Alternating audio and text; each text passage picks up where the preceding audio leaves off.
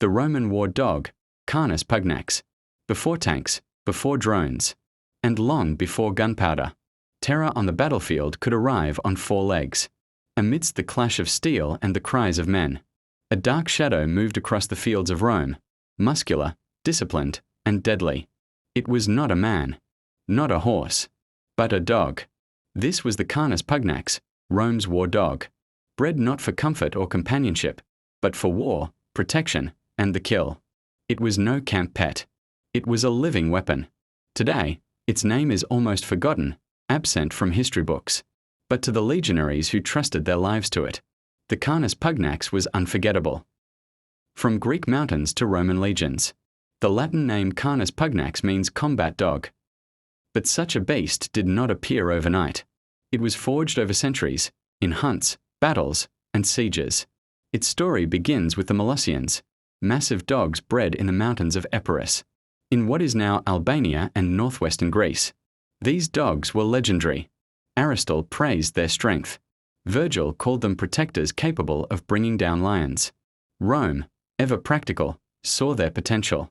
They imported the Molossians and crossbred them with local dogs and barbarian war breeds, faster, wilder, more aggressive.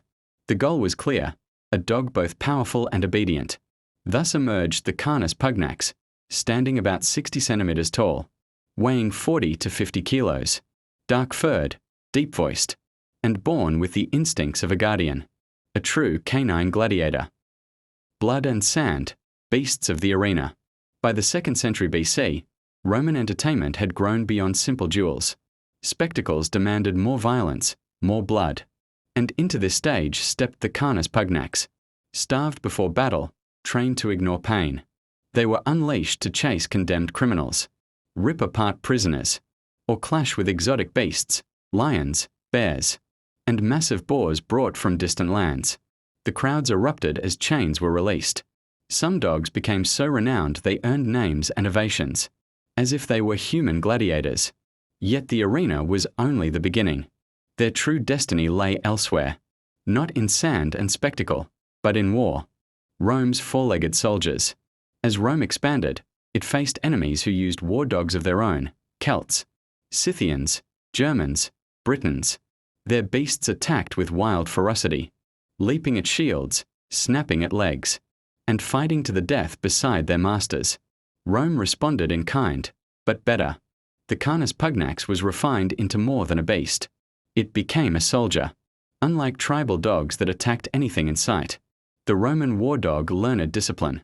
It attacked only on command, recognized allies, held position under pressure, and fought to the death beside its master. They marched with the legions, covering 30 to 35 kilometers a day, sometimes carrying small packs with food or messages. At night they guarded the camps, stood watch at the perimeters, and alerted soldiers to danger long before human sentinels. In hostile regions like Germania and Dacia, these dogs were more than useful. They were essential. The silent heroes of Rome. Official histories rarely mention them. Yet in the shadows of Rome's campaigns, their presence was undeniable. At the Battle of Vercelli in 101 BC, Cimbri war dogs defended their camps until the last breath, fighting even after their masters had fallen. The sight left a lasting impression on the Romans. Julius Caesar himself recorded the use of guardian dogs. Among the tribes of Gaul and Britannia, Rome learned and adapted. Even in art, they appear, carved into the column of Marcus Aurelius, marching beside legionaries. Their role, scouts, guards, or attackers, is unclear, but their presence was tactical, not symbolic. These were not weapons of mass destruction like catapults. They were precise weapons, used where darkness, fear, and ambush required more than human eyes. Companions in war, forgotten in peace. Though never honored like war horses or generals, the dogs held a special place among the soldiers. Many legionaries cared for them better than slaves.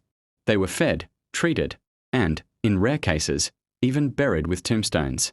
Some veterans retired not with riches, but with their loyal dog by their side. As centuries passed and warfare evolved, the original bloodline faded. Yet their legacy survived. Modern breeds like the Neapolitan Mastiff and Cane, Corsos still carry fragments of their ancient Roman ancestors.